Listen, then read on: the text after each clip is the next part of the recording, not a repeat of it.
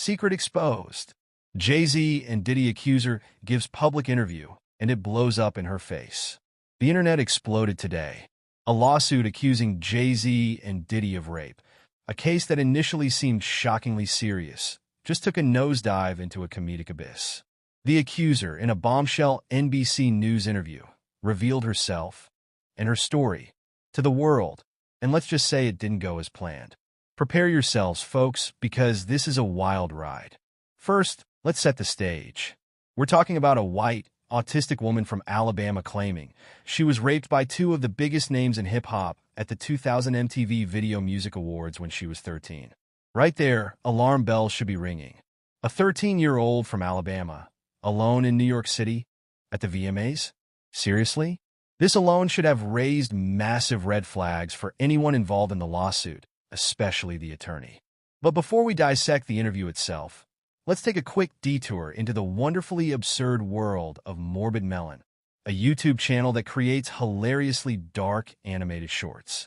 Their videos perfectly capture the surreal, almost unbelievable nature of this entire situation.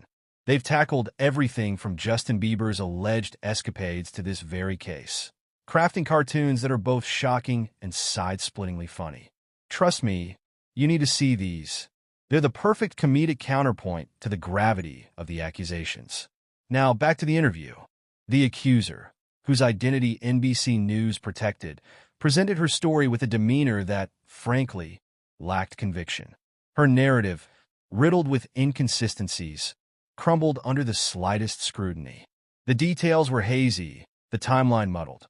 She claimed a friend drove her from Rochester, New York, to Manhattan, a 5-hour trip, but that friend is now deceased, making corroboration impossible.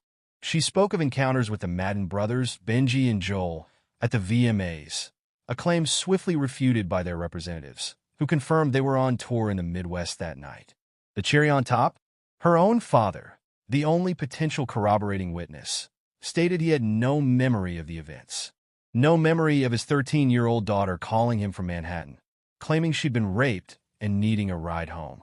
This is not a minor detail. It's a gaping hole in the accuser's story, a chasm that swallows any remaining credibility. The accuser's account of the alleged assault itself was equally problematic.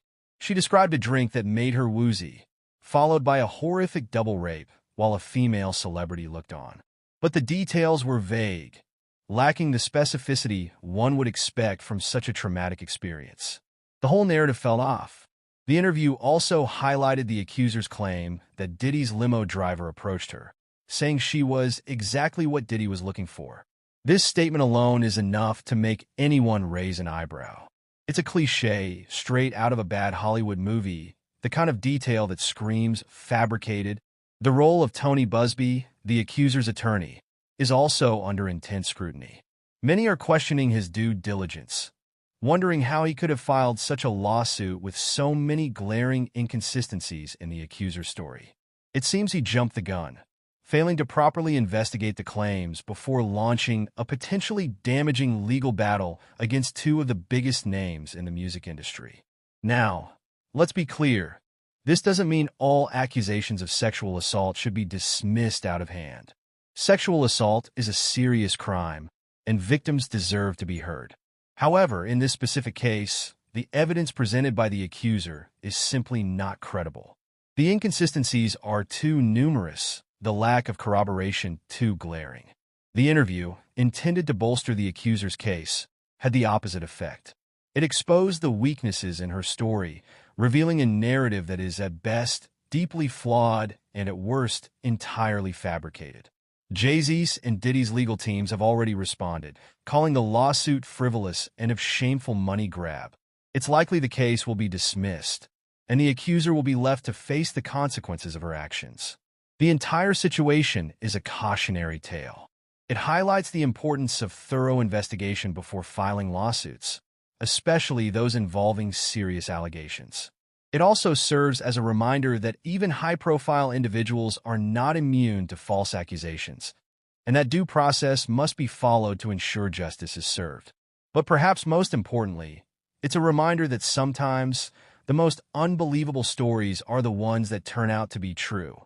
In this case, the unbelievable nature of the accuser's story is what ultimately led to its downfall. The interview wasn't just a backfire. It was a spectacular, hilarious implosion. And thanks to Morbid Melon, we can all laugh, nervously perhaps, at the absurdity of it all.